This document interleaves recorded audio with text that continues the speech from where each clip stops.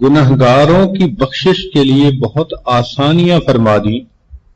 चुनाचे पूरे रमजान में जितने जहन्नमी जहन्नम से बरी होते हैं, आखिरी रात में उन सब के मजमूए के बराबर जहन्नमी जहन्नम से बरी होते हैं।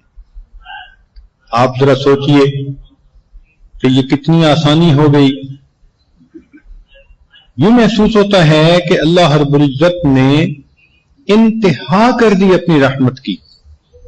लेकिन एक और बात भी सोचें, कुछ ऐसे भी लोग होते हैं कि उनको वक्त गुजरने के बाद एहसास होता है, मसलन ईद का चांद नजर आया तो अब एहसास हुआ कि ओहो रमजान चला गया, हमने जितना करना था उतना ना किया। तो अल्लाह रब्बुल इज्जत ने और मेहरबानी ये फरमा दी कि रमजान के बाद जो ईद की रात होती है उसको लैलतुल जाइज़ा कहते हैं, इनाम की रात। और उस रात में भी इसी तरह जहन्नमी जहन्नम से बरी होते हैं जैसे रमजान मुबारक की रातों में बरी होते हैं। अल्लाह अकबर, करनी थी मगफिरत तो बहाने बना दिए, जन्नत में मोमिनों के ठिकाने बना दिए। फिर ऐसा भी हो सकता है कि किसी बंदे में रमजान मुबारक में बहुत ज्यादा कोशिश न की हो अपनी बख्शिश के लिए, तो हमने देखा कि ईद की नमाज पढ़ने के लिए तो सभी आते हैं, नेक भी आते हैं तो गुनाहगार भी आ जाते हैं। जो मस्जिद में कभी नजर ना आए ईद की नमाज में वो भी नजर आ जाते हैं। चुनाचे हदीस मुबारका में है कि जब ईद का मजमा इकट्ठा होता है तो अल्लाह ताला बावजूद अल्लामुल गुयूब होने के फरिश्तों से पूछते हैं कि ए फरिश्तों, ये बंदे क्यों इकट्ठे हैं? वो जवाब में कहते हैं कि ए रब्बे करीम, ये आपके प्यारे हबीब सल्लल्लाहु अलैहि वसल्लम की उम्मत के बंदे हैं और इन्होंने रमजान के रोजे रखे, रात की तरावी पढ़ी, अब ये उसकी मजदूरी लेने के लिए आए हैं। तो अल्लाह ताला उन फरिश्तों को गवाह बनाकर फरमाते हैं कि मेरे फरिश्तों तुम गवाह रहना, मैंने रमजान के रोजों और तरावी के बदले जितना मजमा है इन सब के गुनाहों को नेकियों में बदल दिया। चुनाचे फरमाते हैं कुमु मगफूर लकुम, खड़े हो जाओ बख्शे बख्शाए, मैंने तुम्हारे तमाम गुनाहों को माफ कर दिया।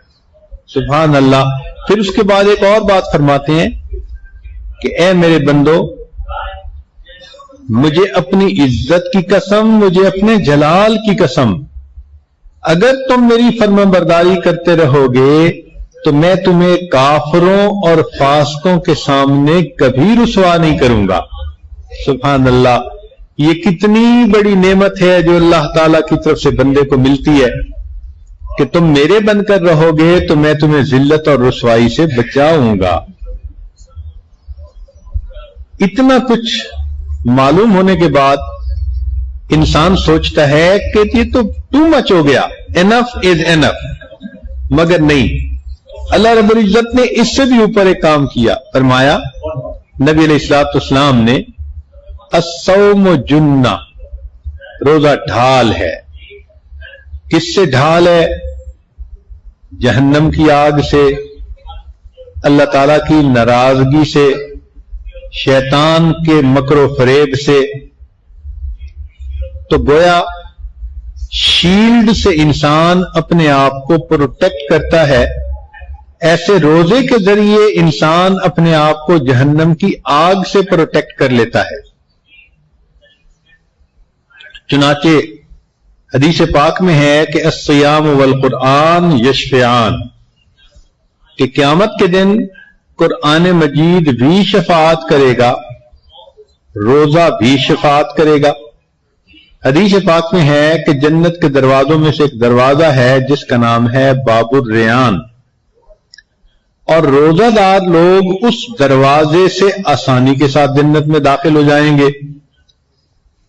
इस हदीस मुबारका की याद कई मर्तबा आती है جب کسی ملک میں داخل ہونے کے لیے امیگریشن کاؤنٹر پر جاتے ہیں تو ہم نے دیکھا کہ جو وہاں کے مقامی لوگ ہوتے ہیں، نیشنل لوگ ہوتے ہیں، ان کے لیے ایک الگ کاؤنٹر ہوتا ہے، لکھا ہوتا ہے کہ جو اس ملک کے باشندے ہیں وہ یہاں سے گزرے. تو کئی ملکوں میں تو ان کے پاسپورٹ پہ سٹیمپ ہی نہیں کرتے، صرف پاسپورٹ سکین کرتے ہیں اور ان کو کہتے ہیں جاؤ. تو جتنی دیر میں عام کاؤنٹر سے 4-5 آدمی ریلیز ہوتے ہیں وہ 100-200 بندے وہاں سے چلے جاتے ہیں. تو اس وقت ذہن میں اکثر یہ حدیث مبارکہ کا مضمون آتا ہے کہ ایسا ہی ہوگا قیامت کے دن کہ عام دروازوں سے تو جانے والے کھڑے ہوں گے، لیکن جو روزے کا اہتمام کرنے والے ہوں گے وہ باب الریان سے بہت آسانی کے ساتھ جنت میں داخل ہو جائیں گے. اب یوں محسوس ہوتا ہے کہ اللہ رب العزت نے تو گویا بخشش کی انتہا کر دی، مگر اس سے بھی آگے اللہ کی کریمی دیکھیے کہ نبی علیہ السلام نے ارشاد فرمایا من صام رمضان، جس نے رمضان کے روزے رکھے. ایک حدیث پاک میں فرمایا من قام رمضان، جس نے رمضان میں رات کا قیام کیا، تراویح پڑھی. اور ایک میں فرمایا من قام لیلۃ القدر ایمانا و احتسابا غفر له ما تقدم من ذنبه، اللہ اس کے پچھلے سب گناہوں کو معاف فرما دیتے ہیں. چنانچہ عام بخشش فرما دی کہ رمضان کے روزے اور تراویحوں کے بدلے پچھلے سب گناہوں کو معاف کر دیا جائے گا. پھر آخری بات سن لیجئے کہ ممکن تھا کہ کوئی گناہگار ایسا بھی ہوتا جو ان اوپر کی جتنی بھی صورتیں تھیں ان میں کہیں فٹ نہ ہوتا.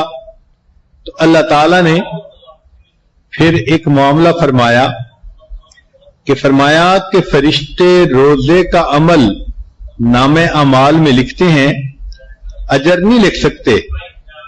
فرمایا الصوم لی وانا اجزی بہ، روزہ میرے لیے اور اس کا اجر بھی میرے ذمے. اب جب اجر ہی اللہ نے دینا ہے تو سبحان اللہ وہ کتنا زیادہ ہوگا. اس لیے کہ ہر بندہ اپنے مقام کے مناسب دیتا ہے. فرض کرو کوئی سائل اگر مجھ سے مانگے تو ہو سکتا ہے کہ یہ عاجز اس کو 10 روپے دے دے، امیر بندے سے مانگے وہ 100 روپیہ دے دے، وزیر سے مانگے وہ ہزاروں دے دے، اور اگر سعودی عرب کے بادشاہ سے مانگے تو وہ تو لاکھوں میں دے گا. اس کو تو ہزاروں میں دیتے ہوئے بھی حیا آئے گی. تو جب دنیا کے بادشاہ اپنے مقام کے مطابق دیتے ہیں تو جب اللہ رب العزت نے دینا ہوگا تو وہ کتنا عطا فرمائیں گے. کہتے ہیں کہ حاتم طائی کے پاس ایک سائل آیا اور اس نے 5 دینار مانگے. تو حاتم طائی نے اپنے سیکٹری سے کہا کہ اس کو 500 دینار دے دو. اس نے کہا جی مانگے تو 5 ہیں. تو اس نے جواب دیا کہ مانگنے والے نے اپنے ظرف کے مطابق مانگا اور دینے والے نے اپنے مقام کے مطابق دیا. جب دنیا کے سخی کا یہ معاملہ ہے تو ہم کیا سوچتے ہیں اس پروردگار کے بارے میں کہ خزانوں کی کنجیاں جس کے ہاتھ میں ہے، جب اس نے اجر دینا ہوگا تو وہ قیامت کے دن اپنے حبیب کی صلی اللہ علیہ وسلم کی امت کے گنہگاروں کو کتنا اجر عطا فرمائیں گے. تو واقعی ان تمام باتوں کو معلوم کر کے دل یہ کہتا ہے کہ کرنی تھی مغفرت تو بہانے بنا دیے، جنت میں مومنوں کے ٹھکانے بنا دیے. جس کو چاہے کھینچ لے رحمت میں وہ، جس کو چاہے بھیج دے جنت میں وہ. چنانچہ رمضان مبارک میں چونکہ بخشش کی انتہا ہوتی ہے، جو بندہ اس بخشش سے فائدہ نہ اٹھائے حقیقی معنوں میں وہی شقی اور بدبخت ہوتا ہے. اسی لیے جبریل علیہ السلام نے بددعا فرمائی. جبریل علیہ السلام جیسا مقرب فرشتہ بددعا کرتا ہے برباد ہو جائے وہ شخص جس نے رمضان کا مہینہ پایا اور اپنی بخشش نہ کروائی.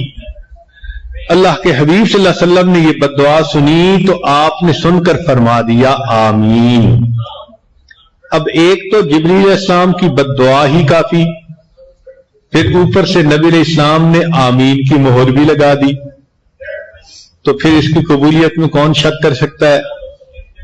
تو ذہن میں ایک سوال پیدا ہوتا ہے کہ نبی علیہ الصلوۃ والسلام کو تو امت پر بہت رحمت اور شفقت، انہوں نے بد دعا پر آمین کیوں کہہ دی؟ جبکہ ایک ماں اپنے بیٹے سے پیار کرتی ہے تو بیٹے کو کوئی بد دعا دے تو وہ کبھی آمین نہیں کہے گی. ہاں، اگر ماں کا دل بہت دکھا ہوا ہو تو تب اس کی زبان سے بد دعا کے الفاظ نکلتے ہیں. تو معلوم ہوا کہ جو رمضان مبارک کا بالکل اہتمام نہ کرے، قدر نہ کرے، غفلتوں میں، گناہوں میں، اپنی نالائکیوں کے اندر ہی مصروف رہے اور بے پرواہ بنا رہے، اس نے اللہ کی رحمتوں کی اتنی بے قدری کی کہ اللہ کے حبیب صلی اللہ علیہ وسلم نے فرما دیا برباد ہو جائے وہ شخص جس نے رمضان کا مہینہ پایا اور مغفرت نہ کروائی. اللہ کے حبیب صلی اللہ علیہ وسلم نے اس بد دعا پر آمین فرما دی. تو معلوم ہوا کہ دو صورتیں ہیں، یا تو اس رمضان میں ہماری بخشش ہوئی تو ہم نجات پانے والوں میں سے بن گئے، اور اگر بخشش نہ ہوئی تو پھر بدبختی میں کوئی شبہ نہیں ہو سکتا. اب چند دن اور راتیں باقی رہ گئے ہیں، ہمت کر لینی چاہیے، کوشش کر لینی چاہیے. ان چند دنوں کی محنت ہمارے پچھلے زندگی کے سب گناہوں کو بخشوا دے گی. اللہ تعالی ہمیں وقت کی قدردانی کی توفیق عطا فرمائے. کہتے ہیں کہ نجاست میں بھرا شخص دریا کے کنارے کھڑا تھا. دریا نے کہا تو میرے اندر کیوں نہیں ڈبکی لگاتا؟ تو کہنے لگا کہ میں ناپاک ہوں، تیرے اندر آؤں گا تو تیرے پانی کو بھی ناپاک کر دوں گا. تو دریا نے کہا تھا کہ تیرے جیسے دو چار نہیں، ہزاروں بھی میرے اندر چھلانگ لگا دے، میں سب کو پاک بھی کر دوں گا، پھر بھی خود پاک رہوں گا، اس لیے کہ میں جاری پانی ہوں. جب دنیا کے دریا کا یہ معاملہ ہے کہ سینکڑوں نجاست بھرے شخص بھی پاک ہو جاتے ہیں اور دریا بہتا رہتا ہے، پاک ہوتا ہے، اللہ کی رحمت کے دریا کے کیا کہنے. امت کے گناہگار اگر رحمت کے اس دریا میں غوطہ لگائیں گے تو یقیناً گناہ معاف ہو جائیں گے اور اللہ کی رحمت کا یہ دریا بہتا رہے گا. اللہ تعالی ہمیں رمضان مبارک کی قدردانی کی توفیق عطا فرمائے، اور اس رمضان کے ختم ہونے سے پہلے اللہ تعالی ہمارے سب گناہوں کی بخشش فرمائے. وآخر دعوانا ان الحمد للہ رب العالمین.